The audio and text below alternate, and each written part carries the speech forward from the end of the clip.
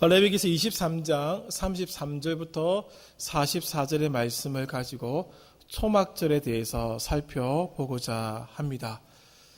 지금 한 부분을 건너뛰었습니다. 9절부터 32절까지를 건너뛰었는데 이 부분은 추수감사 주일날 말씀을 드리도록 하겠습니다.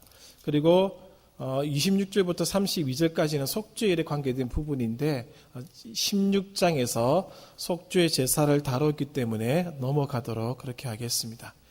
지난주에도 말씀을 드렸던 것처럼 절기는 거룩한 시간을 만들어가는 방법을 알려줍니다. 절기를 통해서 거룩한 시간을 어떻게 만들 수 있는지를 알게 된다는 것이죠. 추상적인 시간입니다. 손에 잡히지도 않고 보이지도 않습니다. 그러나 그 절기를 거룩하게 만드는 방법이 오늘 이 시간을 거룩하게 만드는 방법이 절기들 속에 나와 있다는 것이죠. 그 절기의 의미를 통해서 우리가 하나님 앞에 만들어가는 그 시간들이 거룩해지기를 바랍니다. 시간을 물질적인 것으로만 생각하는 사람들이 있습니다. 지나간 시간은 그냥 지나간 것으로 취급하고 아무 의미가 없다라고 생각하시는 분들이 있다는 것이죠. 그렇게 생각하는 사람들의 시간 개념은 세상의 모든 것을 파괴하고 삼켜버리는 것이 됩니다. 무슨 뜻인가 하면 지나갔기 때문에 아무 의미가 없는 것이죠. 그리고 예를 들어 전쟁이 있었다, 지나갔다. 그거 아무 의미가 없는 겁니다. 그냥 그거로 끝나는 것이죠. 그렇게 되면은 우리 자신이라고 하는 존재, 세계, 또 역사, 그 모든 것은 그 무의미하게 되는 것이죠. 그 오늘만, 지금 이 순간만 즐기면 되고 이 순간만 행복하면 되는 것이죠. 그래서 과거는 아무 의미가 없다라고 생각하여 가르치는 그런 사람들이 있습니다. 그러나 반대로 시간은 과거의 시간이든 현재의 시간이든 미래의 시간이든 다 중요하다라고 생각하시는 분들이 있는 것이죠.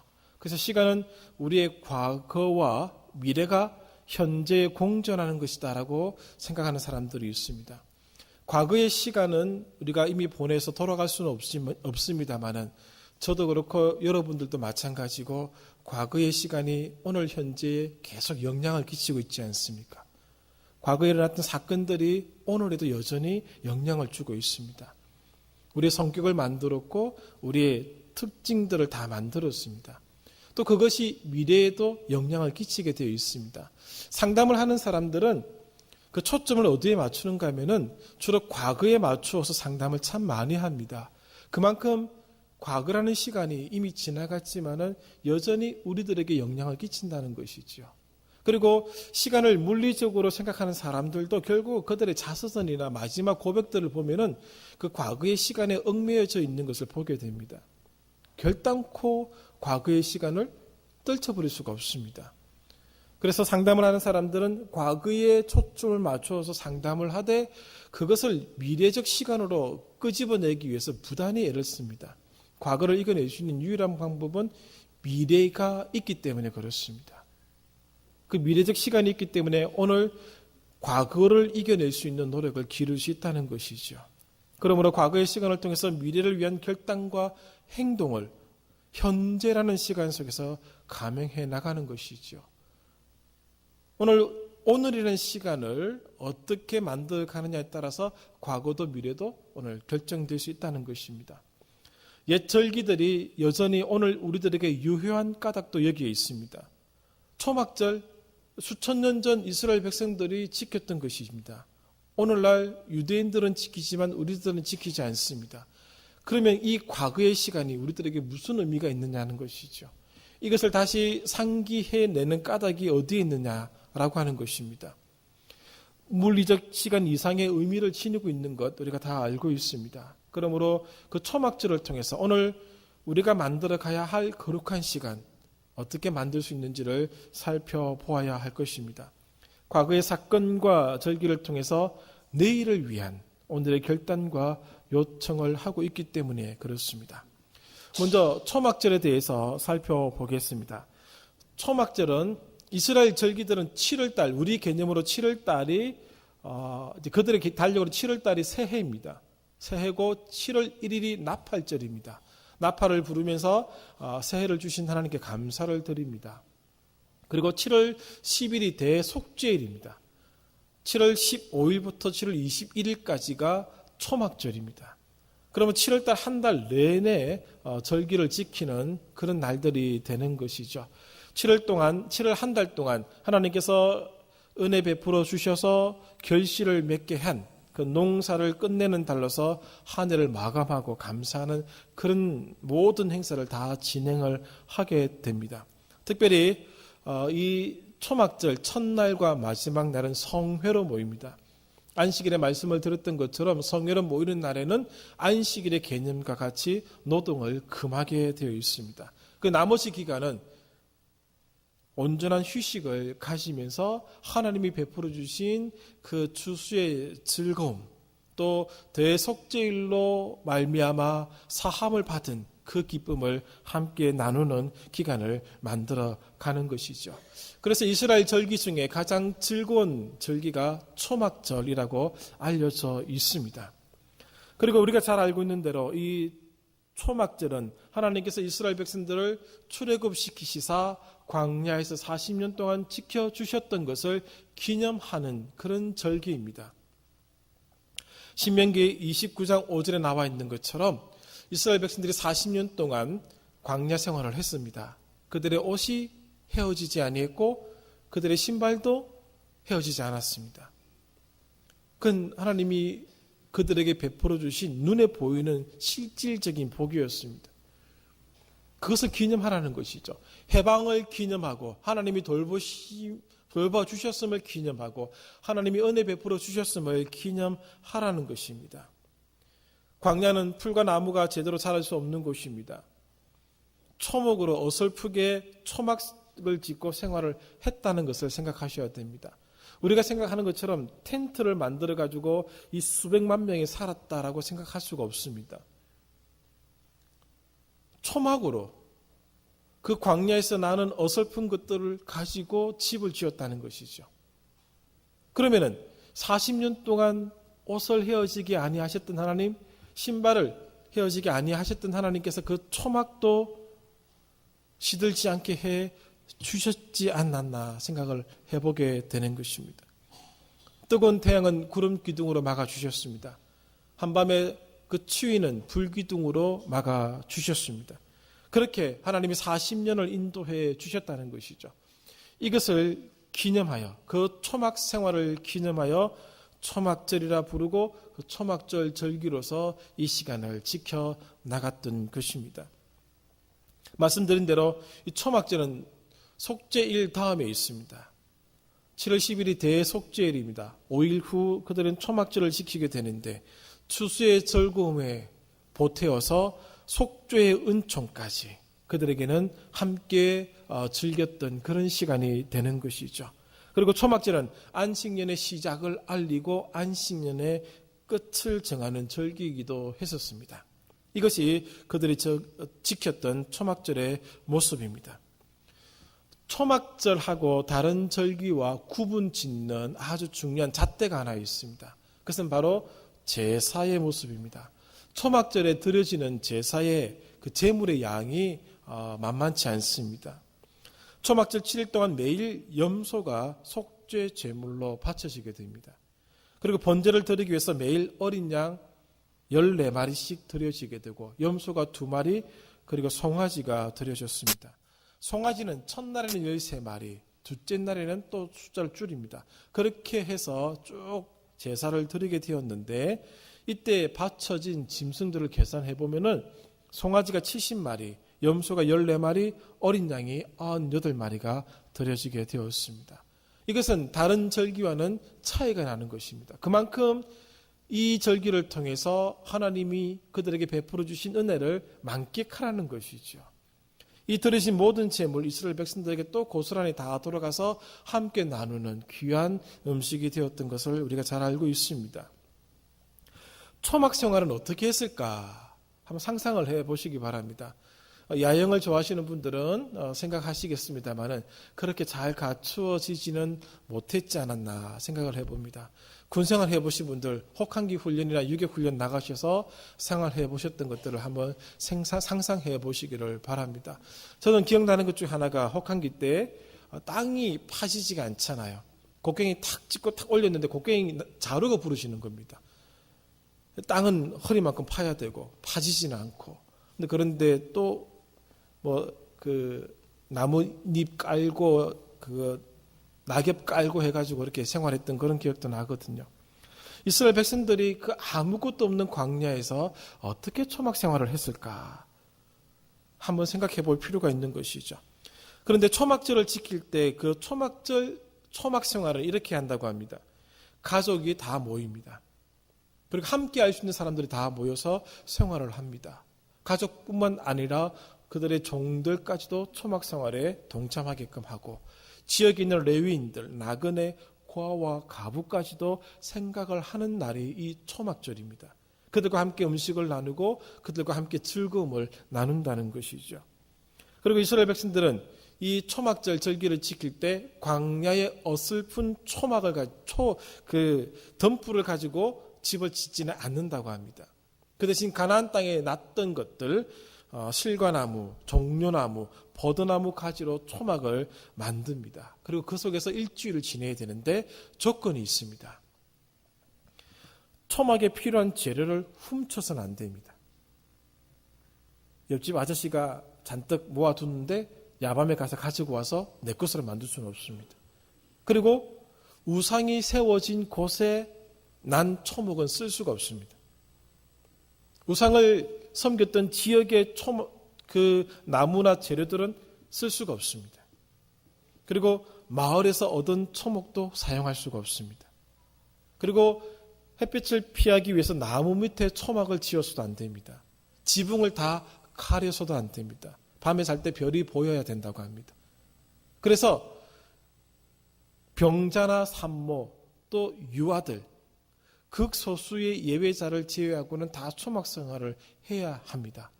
비가 억수처럼 내리지 않는 한 초막에서 지내야 한다고 합니다. 그 땅에는 비가 잘 오지 않으니까 초막 생활을 하기는 어려움이 없었을 것입니다. 이런 식으로 초막 생활을 하면서 그 옛날 그들의 조상들이 어떻게 생활했는지를 체험하라는 것이죠. 그리고 아이들에게 그것을 가르쳐 주고 그 의미가 무엇인지를 알려주었던 것입니다.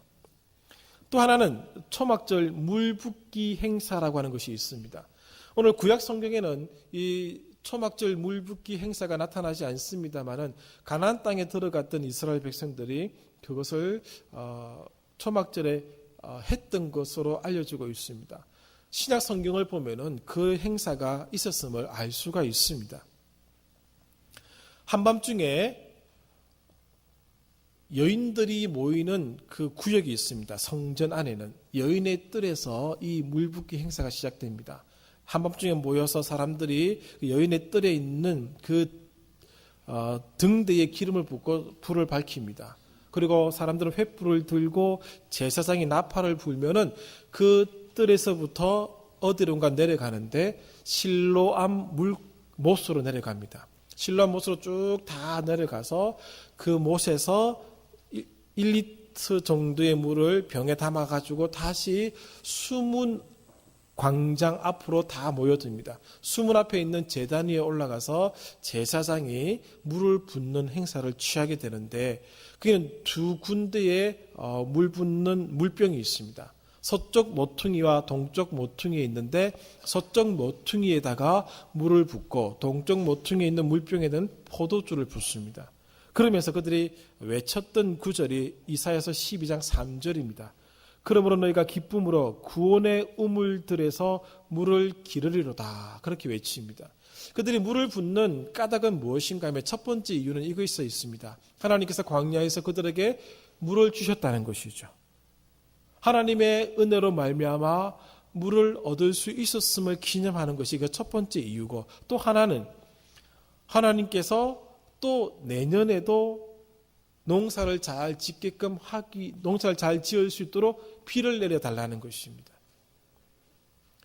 우리 개념으로 일종의 기우제 같은 그런 성격을 지니고 있다라고 보셔도 틀린 것은 아닙니다.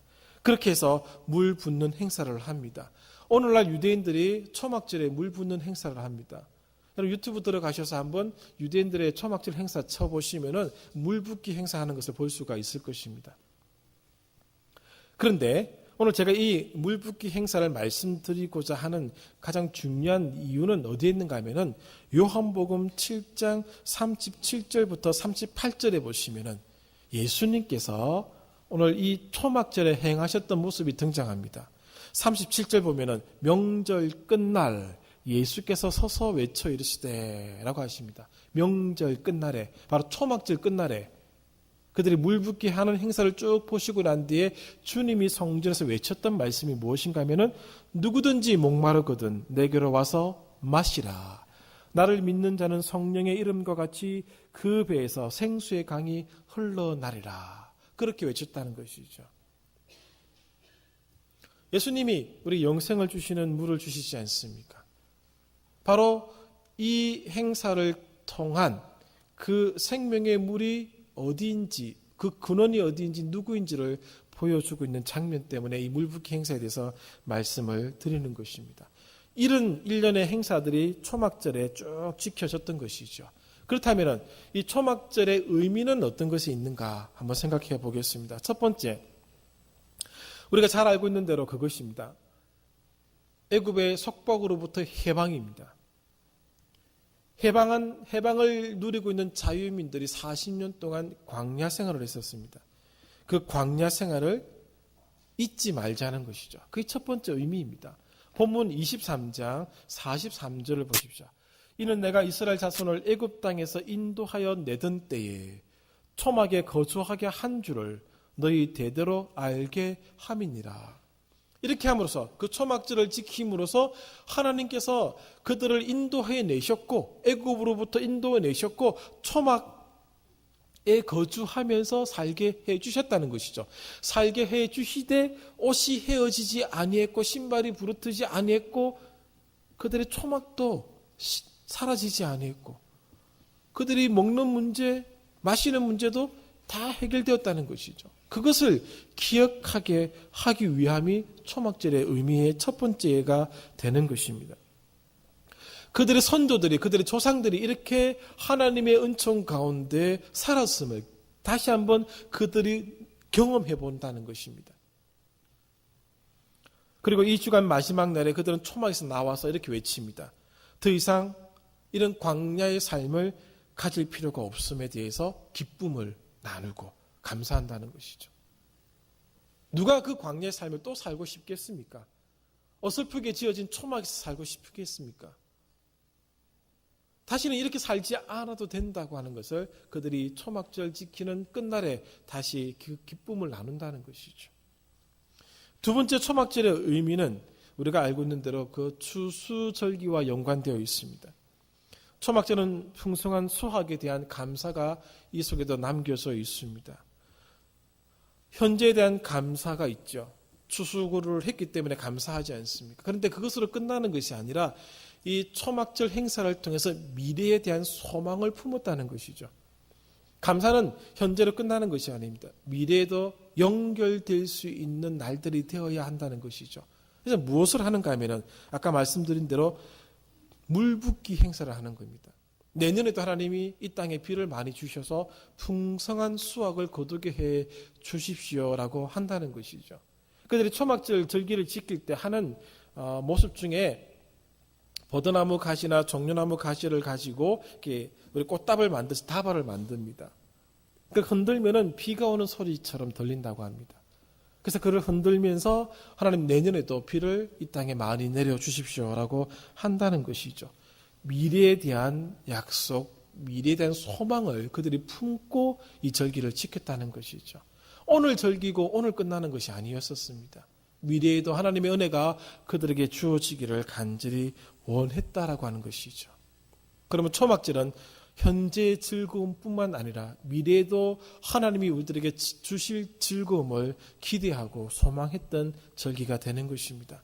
세 번째 이 초막절의 의미 중에 하나가 이것입니다. 여러분, 초막은 언젠가는 없어질 거처이지요. 우리 이 땅에서 살고 있습니다. 지금 살고 있는 집 언젠가는 없어질 것들입니다. 영원할 수가 없습니다. 이스라엘 백성들이 광야의 초막을 짓고 그들이 조상들의 삶을 경험하면서 그것을 바라보아라 라고 했다는 것이죠. 이 땅에서의 삶의 모습, 영원한 하나님의 나라에서 삶의 옷을 비교하게 했다는 것입니다.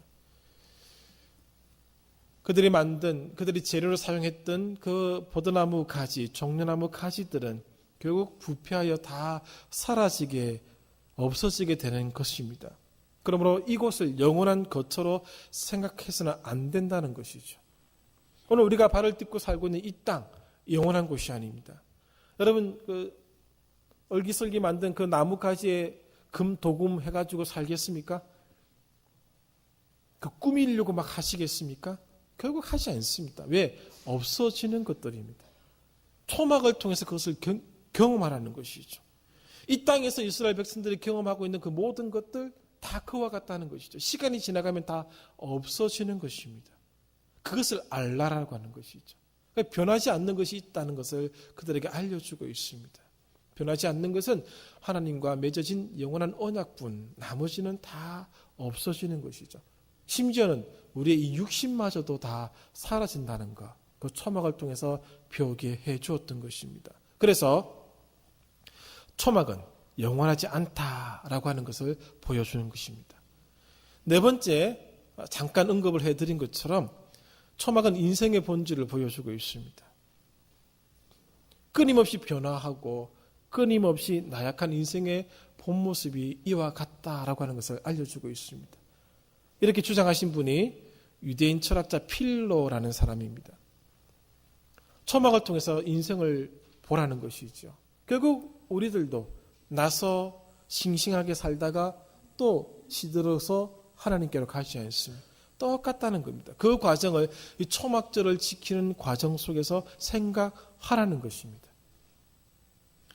필로는 이렇게 얘기합니다. 초막의 목적을 얘기하면서 부할 때는 가난한 형편을 기억하고 유명세를 탈 때는 보잘것 없을 때를 생각하고 고위직에 있을 때에는 평범할 때를 생각하고 평화를 누릴 때에는 전쟁을 기억하고 육지에서 지낼 때에는 바다에서 풍랑이 휘몰아칠 때를 생각하고 친구들과 함께 있을 때에는 홀로 있을 때를 기억하라는 것이죠. 그게 초막의 의미라고 필로라는 사람이 말씀하고 있습니다. 초막절을 지키는 과정 속에서 이러한 것들을 볼 수 있어야 된다는 것이죠. 인생의 여정을 보라는 것입니다. 임시로 만들어진 곳에서 거할 때에 우리가 여행을 가면은 꼭 무엇을 생각합니까? 집으로 돌아갈 생각하지 않습니까? 본향을 생각합니다. 초막이 그렇다는 것이죠. 그러면서 오늘 우리가 겪고 있는 많은 인생의 그 여정, 어쩌면 죽음을 향해서 가고 있는 그 덧없는 여정을 깨닫게 해주는 것이 초막의 모습이다라고 하는 것이죠. 다섯 번째는 이 초막은 나눔을 의미하고 있습니다. 초막절 절기를 지키면서 손님들과 나눕니다. 지역의 지도자들과 함께합니다. 고아와 과부, 나그네 이런 가난한 사람들과도 함께 한다는 것이죠. 이슬람 교도들이 라마단 금식 기간에 하는 일들 중에 하나가 이것입니다. 나눔입니다. 음식을 나눕니다. 부자들은 식당과 계약을 해서 한 달 내내 가난한 사람들이 언제든지 그 식당에서 먹을 수 있을 만큼의 돈을 지불하고 식당을 이렇게 다 사버리는 것처럼 해버립니다. 누구나 와서 먹으라는 것이죠. 초막절의 의미 중에 나눔이 있습니다. 혼자 지키는 것이 아닙니다. 나누라는 것이죠. 다시 한번 그 부분을 또 끝부분에 말씀을 드리도록 하겠습니다. 정리하자면 이렇습니다. 하나님은 이스라엘 백성들을 광야로 인도하셨습니다. 그리고 훗날 가나안 땅에서 그 광야 시절을 잊지 않게끔 하기 위해서 초막절이라는 행사를 제정케 하셨습니다. 그 행사를 지킴으로 하나님의 인도하심을 기억하게 했다는 것이죠. 오늘 우리들은 무엇을 가지고 우리 가정, 우리 자신들을 인도하신 하나님을 기억해 내고 있습니까? 그 매개체가 필요합니다. 오늘 그 초막절을 통해서 자신의 위치와 역할을 그들은 깨달았습니다. 삶의 자세를 찾았습니다. 오늘 결단해야 될 일들, 오늘 실행해야 될 일들을 그들은 생각을 했다는 것이죠. 이웃들과 함께하기를 주저하지 않았습니다. 이렇게 함으로 그 초막절은 거룩한 시간이 되는 것입니다. 우리가 좋은 자리에 앉아서 혼자 무엇을 한다고 시간을 거룩하게 만드는 것 아닙니다. 오늘 이 모습을 통해서 시간을 거룩하게 만들어 갔던 것이죠. 지금도 유대인들은 초막절을 지킵니다. 우리들은 지키지 않지요. 대신 거룩한 시간을 만들어야 할 매개체는 필요하다는 것이죠. 여러분, 무엇을 가지고 하나님의 인도하심을 다시 상기시키겠습니까? 그 무엇인가가 있어야 된다는 것이죠. 무엇을 통해서 오늘 거룩한 시간을 만들어 가야 될 도구로 삼으시려고 하시는가 하는 것입니다. 그래서 교회들이 이런저런 일들을 참 많이 하지 않습니까? 맹목적으로 하는 것이 아닙니다. 다 하나님께서 우리에게 주신 그 시간들을 거룩하게 만들기 위해서 하는 것이죠. 우리의 과거를 극복할 수 있게 해주는 그 무엇, 우리의 미래와 연결시켜서 현재를 살아가게 해주는 그 무엇이 필요하다라고 하는 것이죠. 그 매개체가 있어야 된다는 겁니다. 성경 전체적인 입장에서 말씀을 드리면은 마태복음 22장 37절 이하에 있죠. 하나님을 사랑하고 내 이웃을 내 몸처럼 사랑하라 라고 하는데 오늘 그 매개체가 있습니다. 하나님을 사랑하는 그 행위 속에서 이웃을 내 몸처럼 사랑하는 그 삶의 모습 속에서 오늘 우리가 시간을 거룩하게 만들어 갈 수 있다는 것이죠. 나만 거룩하고 나만 그렇게 할 수 있는 것은 성경은 한 번도 말씀하지 않고 있습니다. 공동체가 거룩하기를 하나님은 원하신다는 것이죠.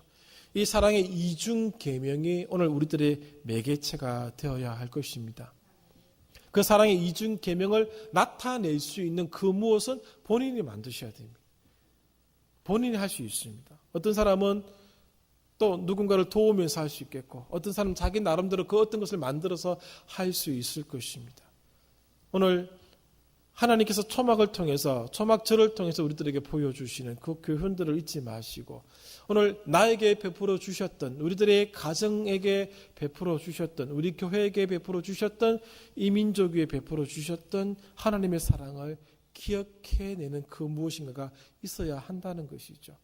이 땅에 예수 믿지 않는 사람들은 오늘 한국교회가 이 땅을 위해서 했던 것들을 없애기 위해서 무단히 애를 쓰고 있습니다. 기독교를 말살시키려고 하고 있습니다. 이 종자연이라는 단체가 하고자 하는 일이 그것입니다. 이 땅에 기독교를 없애버리려고 하고 있다고 합니다. 멤버분들한테 카톡으로 보내드린 것처럼 이정훈 교수라고 울산대학교 법학과 교수가 있습니다. 그 양반이 종자연의 브레인입니다. 어떻게 하면 기독교를 이 땅에서 말살시킬 수 있을까가 그 사람의 인생의 목표였었습니다. 중이었습니다. 지피지기면 백정백성이라고 여겨서 기독교 서적을 읽기 시작하고 신학 서적을 읽기 시작하고 설교 방송을 듣기 시작했었습니다. 그러다가 어느 방송 설교를 듣다가 그 목사님이 그렇게 말씀을 하셨던 것 같습니다. 죄인이라고, 우리 모두는 다 죄인이라고. 그때 그걸 받아들일 수 없어서 마음속으로부터 아니라고 하는 그런 반응을 볼 때 말이 나오지 않더랍니다. 성령의 감동함으로 개종을 하게 된 것이죠. 중이 개종한 겁니다. 그 이제는 종자연을 무르뜨릴 수 있는 그것을 하기 위해서 그 일을 하고 있습니다. 왜 이런 일들이 일어나고 있는가? 하나님이 이 민족에 베풀어 주신 것을 기억하기 싫기 때문에 그렇습니다. 그러면 오늘 우리들은 하나님이 이 민족 위에, 우리 민족 위에 베풀어 주신 은혜와 사랑을 기억해내야 될 그 무엇을 만들어야 됩니다. 우리 가정에게 베풀어 주셨던 하나님의 사랑과 은혜를 다시 만들어내야 한다는 것이죠. 그 무엇이 필요하다는 것이죠. 오늘 우리의 삶을 인도해 주셨던 하나님의 사랑과 은혜가 없이는 어떻게 이 자리에 앉아 있을 수 있겠습니까? 그것을 나타낼 그 무엇을 만들어내야 한다는 것이죠. 그것이 원리적인 면에서 사랑의 이중 계명입니다. 하나님을 사랑할 수 있는 것들을 하십시오. 이웃을 내 몸처럼 사랑할 수 있는 일들을 감행해라는 것이죠. 오늘 과거의 시간이었던 이 초막절이 미래에 오늘 우리가 해야 될 일들을 오늘 우리가 할 수 있게끔 결단하게끔 오늘 우리를 이끌고 있는 것이죠. 시간은 물리적인 것으로 끝나는 것이 아닙니다. 지나간 시간은 지나간 것으로 아무렇지 않게 넘어갈 수 있는 그런 것이 아닙니다. 여전히 오늘 우리들에게도 영향을 주고 있고 앞으로 살아갈 우리들의 길을 그 과거의 시간이 도움을 주기도 하고 어려움을 주기도 하는 것입니다. 오늘 우리가 결단해야 되고 오늘 우리가 선택해야 한다는 것이죠. 이것이 거룩한 시간을 만들어가는 길이고 방법입니다. 부디 한 주간 동안 거룩한 시간을 만드셔서 하나님의 은혜에 감사하고 하나님의 영광을 드러내는 복된 한 주간 되시기를 바랍니다. 기도하겠습니다.